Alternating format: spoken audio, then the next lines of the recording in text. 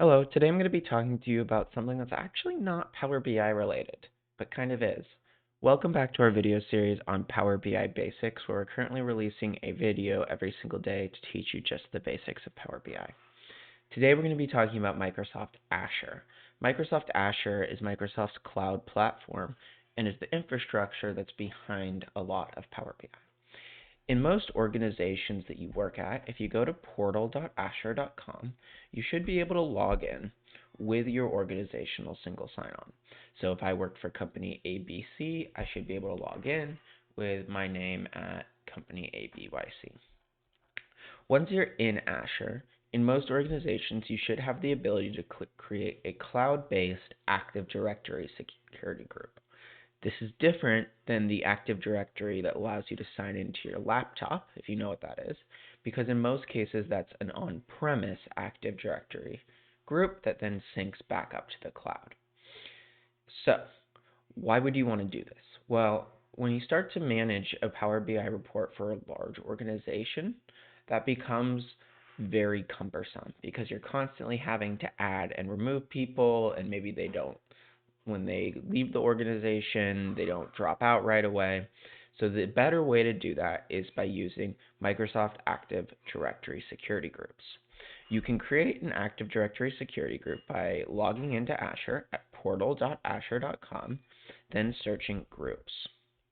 Once you're in Groups, you should then be able to go in and you should be able to create a new group or look for an existing group that already has all of the people that you want in it.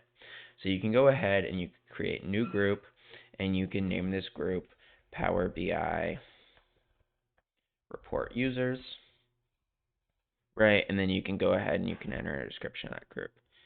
Gives people access to Microsoft Power BI. Okay, and then you can go and you can select owners. So in this case, right, I'm going to be an owner, and then you can select members.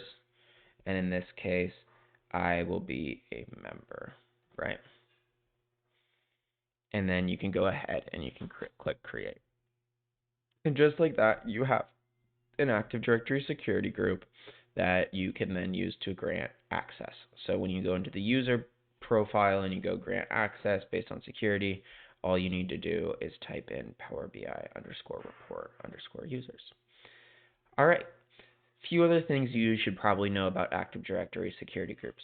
First, if you're working with your IT admin, you can probably set up a dynamic security group that will add in people of a given team automatically. That's probably worth looking into. Or if you are your own Azure security admin, I would look and figure out how to do that. You can define the members of a security group via what's called a query. I don't want to do a deep dive into Azure, but just know that that's a thing. The other piece would be you can nest security groups within each other. So you could create one larger security group, and then you can create smaller sub-security groups. So for example, if you were doing something, you were publishing a report, and you wanted everyone to have access to the report, and then you wanted to assign specific users to specific RLS roles, which is what we're going to be covering in the next video. So subscribe if you haven't already. You can go ahead and do that. All right, let me know down in the comments if you have any questions. And if not, thank you for watching. And if you enjoyed this video, please consider liking and subscribing. Thanks for watching.